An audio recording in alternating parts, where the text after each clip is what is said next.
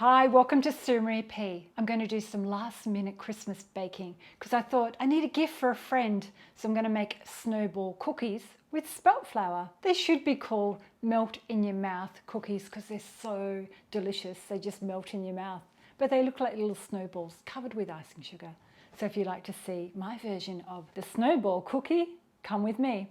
And let's see. So step one, turn your oven on 160C and get that preheated. So I've got 170 grams of walnuts, which is about 1.5 cups. And I finely chopped them and I pre-toasted them before we started and let them cool down. You don't have to toast them, but I just love how when you toast them, the flavor comes out.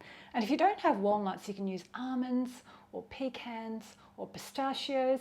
So in there, we're going to add in a cup of flour, and I'm going to use spelt flour, but you can just use regular flour. And we've got 50 grams or 1/4 cup of caster sugar and a pinch of salt and a teaspoon of vanilla.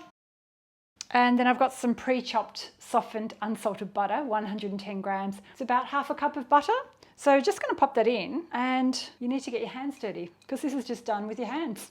It's so simple, no fancy equipment. So we're just going to blend this together until we form a dough. So we're going to make about 30 cookies today. And if you're new here today, consider subscribing. Just hit the bell and then you get notified when I've got a new video.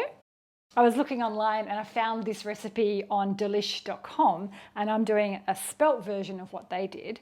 But there's so many different versions out there. They're also called Mexican wedding cookies.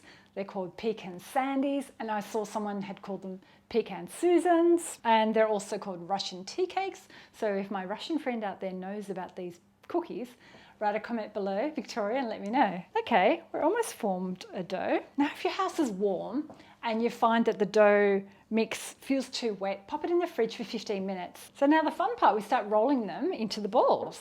I'm just going to clean my hands. So I've already pre-greased and papered some cookie trays. So hopefully I'll get 15 on each tray. So I'm grabbing a teaspoon and just rolling it to make the ball. And you don't want to flatten it down because you want to keep them in the ball shape. So this is a fun holiday treat to do with the children. You don't have to do it for Christmas. You can do them just any time of year.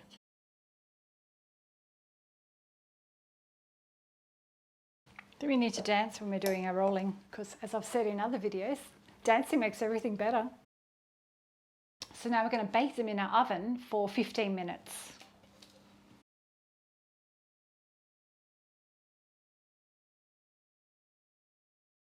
Our snowball cookies are out of the oven. So they're still warm. So while they're still warm, I've let them rest for maybe 2 minutes. I'm going to coat them in some icing sugar as a first coat. And once they're completely cool, we do more. So we'll get some icing sugar on them now.